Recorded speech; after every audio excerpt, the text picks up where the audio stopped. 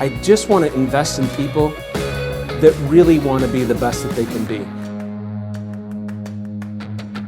Hello everyone, it's Todd Scrima and the lovely Robyn LaVassaur and Jim Reed, and we're doing this for a short podcast that we do once a month for past clients. And thank you for your business. Thanks for being long-term patrons of Summit Funding, and we always like to give back. And so I forgot who came up with this topic, but one of them said, "Hey, let's do best." Robyn did, of course. She comes up with everything great.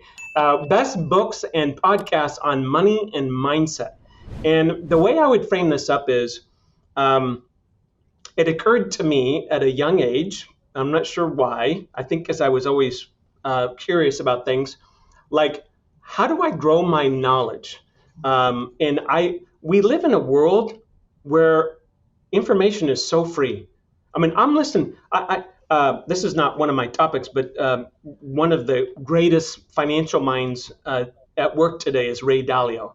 Ray Dalio wrote a book that I started reading this weekend, and he did a Reader's Digest version of this 3-inch thick book on YouTube, and it's amazing. He's got visual aids, and it's him commentating, and it was like amazing. Like Ray Dalio is one of the wealthiest men on the planet, and he took his time to give me a Reader's Digest with visual graphics of his book. What's the book? I couldn't pay him enough to do that, right? What's the book called? The Changing World Order, right? So that's not one of mine. It's about business cycles, basically, is what it's about. Now Jim Reed and Robyn have been professional coaches for, I don't know, years and years and years, like myself, and we've read some good ones. And we thought it would be cool to just talk about maybe one each that really made an impression on us with money or mindset. So Robyn, you're the lady. Why don't you go first? What's a book you're like, this is a gold standard? Yeah, I mean, I think that and I'm going to preface this with a little bit of a conversation. So I've been married for 23 years this month, and with my husband for 25 years. And we met when we were babies, and we're from a small town, and my husband especially is from very, very much a blue collar family. And lots of financial struggles growing up, and really he's always been in the trades, and super talented in the trades, and never been a reader, never, ever. And so he spent so much time telling me, I just don't like reading, right? It puts me to sleep. It's not really my thing. I'm not really a reader. And as we progressed, we did this challenge, and one of the challenge pieces was to read 10 pages every single day. So during this challenge, my husband started reading 10 pages every day, and he got through 5 books. 5. Really? And he now has absolutely fallen in love with reading. But the coolest thing is I've noticed how you see yourself every day so you don't notice, but then other people start to notice? All these people have noticed a difference in his conversation, a difference in his approach, a difference in we're very, very much growers, but he definitely, of the two of us, had more of a fixed mindset than I did. And all of a sudden that is shifting. Way more of a growth mindset, right? Wow. Way more conversational on some things, less stuck in his ways, more open to just discussion. And I think that we underestimate the value of pouring into ourselves with things like, whether it's Ray Dalio or just a simple book. And so when I go through money books, I think one of my most favorites is Think and Grow Rich. I think that's just it's such a simple concept book, and it's Think and Grow Rich. I think sometimes people affiliate things only with money, but I think it's not necessarily. Richness is not always money. And so, that's one of my favorites. And then one of my favorites in terms of mindset, heart set is The Go-Giver. I think The Go-Giver is probably one of the greatest. It's short story, easy to read, but just has an incredible message that if I can live the life of a go-giver, then I know that I've done something really special. What about you, Jimmy? So I don't read thick books. I'm not sure if I've ever read an entire book. That's not true. There's a couple. I'm going to challenge you, Jimmy. Yeah, don't do that. So there's 2 that I've read. One is, if you're a manager, and this may not apply to very many people, The 1 Minute Manager changed my life. It really did. And it's super simple, and people forget the lessons in it. So if you haven't read it in a while, I highly recommend you read it again. I've probably read it 20 times. I can read it in an hour, and I can learn a lot every time I read it. But the book that I focus on a lot these days is The Four Agreements. Have you read it? Yeah, Do you know twice. what they are? Yes. I think they're super important for people, Todd. So, like, and I mean anybody. The first one is don't make any assumptions. None. Like, ask a lot of questions. Because when we make assumptions, like, I think about text messages. How often did you misread it? Right? Got the wrong message, got mad. Got the wrong message, got happy when you shouldn't have been. I don't know. But don't make assumptions. Like, ask a lot of questions. I think another one is be impeccable with your word. I work on that every day. It's not very easy. Under pressure, I want to satisfy people and I overcommit. Anybody else? It's okay if you guys agree with me. No, never. Like, under pressure, I overcommit. So don't do that. Be impeccable with your word. Don't make assumptions. The third one I think of is, how do they say it? I gotta look it up. I think don't get offended, but they say, Don't take oh, anything don't take it personal. personal. Don't I take think anything don't get personal. offended, but like Yeah. you don't have the right to get offended. You don't. Stop getting offended.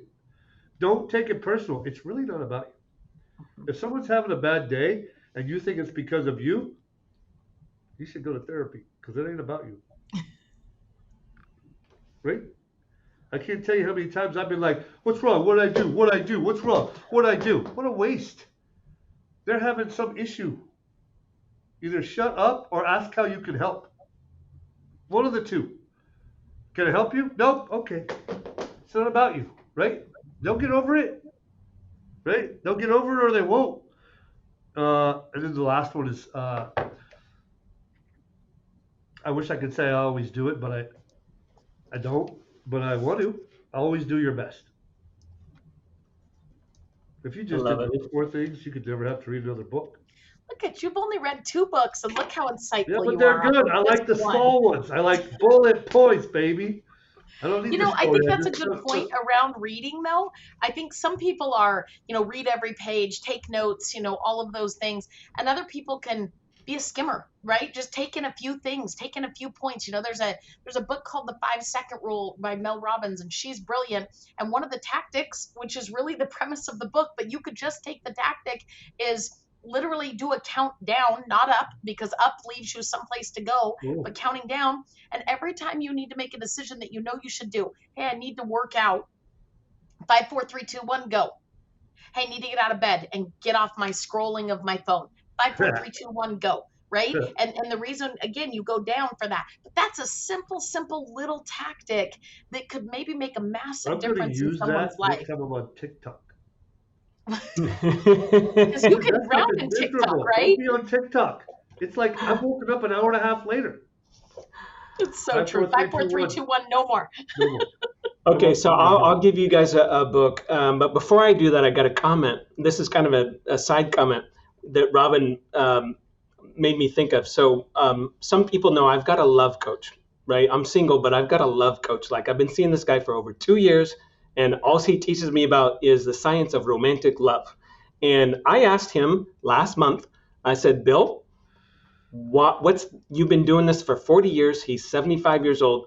I'm like, what's the number one reason people get divorced? Just a thought I had. And he says, that's easy. One person grows and the other one doesn't.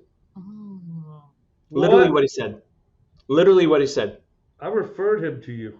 Yes, you did. Thank you very much. I love Bill. Bill's Bill one of my. married? I never asked him that question. Wow. Yeah. Is Bill married?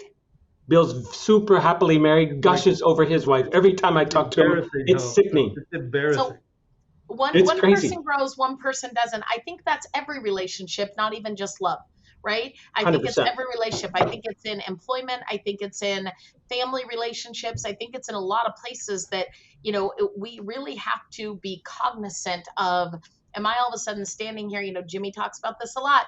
Am I standing here talking about yesterday, or am I ever talking about right now or tomorrow, right? Like, And there's such a difference, I think, and if you're around people who are constantly in that fixed mindset, it really is exhausting at some point. It's repetitive, it's monotonous, it doesn't feel great. And so I think that that's a big help. I thought you were going to say off the Love Coach, the 5 Love Languages, incredible book, that's very insightful about human beings in general, but definitely your significant others. 100%. That's another great one. You're kind of hogging. Dude, it's her topic. Outside of Jimmy stole my number one, which is Think and Grow Rich. The second self-help growth book I ever read was 7 Habits of Highly Effective People. I don't know, written 40 years ago. Simple to read, easy to implement. And so when we talk about reading or podcasting, I will say 2 things. Number one, it's really hard to do that and not open yourself up to a growth mindset. And number 2, I agree with when I read those things, all that runs through my head is, what is the thing that they're talking about? What is one thing I'm not doing? And let me do that. A lot of things they talk about you're doing, but what's the one thing you're not doing, and make that the focal point for the next month, right? Make that a theme to your life. So what sticks out for me is, how do I, if I'm going to be a grower, which I am, how do I encourage those around me to go with me in a way that doesn't feel like I'm telling them what to do? Because I don't know about y'all, but I don't like to be told what to do by anybody. Nope. And so it's like my kids, my friends, my relationships, my woman, whatever. How do I make sure that doesn't happen? And I think that that's something that we have to work on every day. And I don't know that I have the answer, because I don't. But I do know that if you think about it, what I've learned is, whatever you want to get better at, if you shine a light on it, you will get better at it. So shine a light on it. Yep. If you're listening to this weirdness and you're saying, wow, they're kind of talking to me with my spouse, shine a light on it. Talk about it. 100%. So real quick, let's do just our favorite podcast. Now, with podcasting, you get for free some of the brightest minds on earth. I don't care if it's Oprah or Tony Robbins or any myriad of people. They all do podcasts, right? So Robyn, what's one for you? Oh, I'm going to steal yours. So that I think you and I are on the same zone. So I will say, I got to say it's Ed Milet for sure. He's a perfect balance of life awareness and teaching you, mindset, heart set, motivation, those things. But then he also does a beautiful job of actually focusing on health. And I didn't realize how uneducated I was, if you will, around a lot of the topics in health in general. And there are a lot of little tiny tips and tricks that I actually could apply to my everyday life very simply, but I just didn't know. And so having that ability, a lot of people don't like to go to the doctor, don't like to do some things. There's actually some great nuggets in the hour-long podcast that Ed Milet does every single week. 100%. That guy's great. Jimmy, do you listen to any podcasts?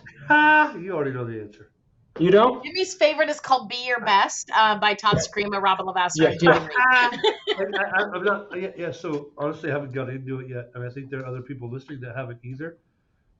So I guess my words would be, check it out. What's your favorite, Todd? Yeah, well, so first of all, how to use podcasts. This is my opinion. I love listening to them when I'm working out or going on a walk or something like that. Like, it's a 2-for-1 for me. Like, I'm getting all pumped up in my mind and I'm working out. And so that's a tactic that I use. Mine, not as well known as Ed Milet, pretty popular, but Jay Shetty. Jay Shetty is a guy who just started a podcast, wrote a book called Think Like a Monk. And he is all about emotional and mental health, yes, which to me is one of those topics in America that is not embraced or talked about or worked on enough. And I think it's super important because the quality of our life is the quality of how we feel. And he teaches you how to feel better by real exercises that he learned by being a monk. It's very cool. It's not religious, like don't read that into it. He's very non-religious standpoint, but very insightful when it comes to mental and emotional health. Cool.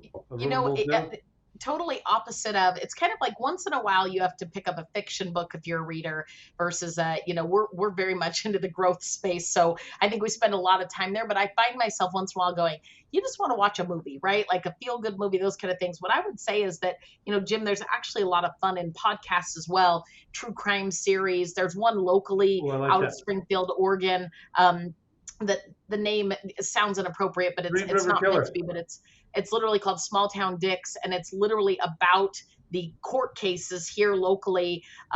They obviously cover up the names, but it's two long-term detectives on homicide and forensics, and then a gal interviewing.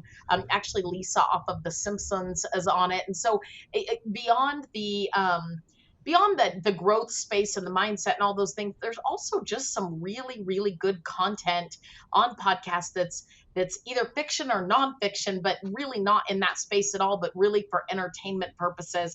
And I find that stuff very intriguing as well, and ways to 2x, you know, work out and listen, those kind of things. So yeah, just to support what you're saying, the number one podcast in America is a true detective story. They tell fictional crime scenes. True crime. It's the number one podcast in America. So to your point, right?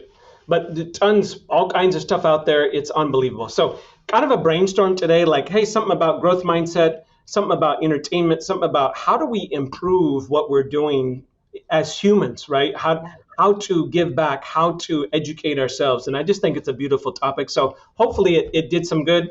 I want to close out by saying thank you to Jim and Robyn, but also thanks for being past clients. And we're always looking for more loans. It's not the interest rates just went up quite a bit, so we need more loans, right? So if you're thinking of a friend, a family member, you're thinking of taking cash out of your house, you want to buy an investment property, please think of us, and whoever sent this to you, contact them and say, hey, you know, matter of fact, have some fun with them and tell them you're calling them back because you heard our podcast, right? And give us some support there. We could use a little ego stroke. Guys, thank you very much. Have a great month. Talk to you soon.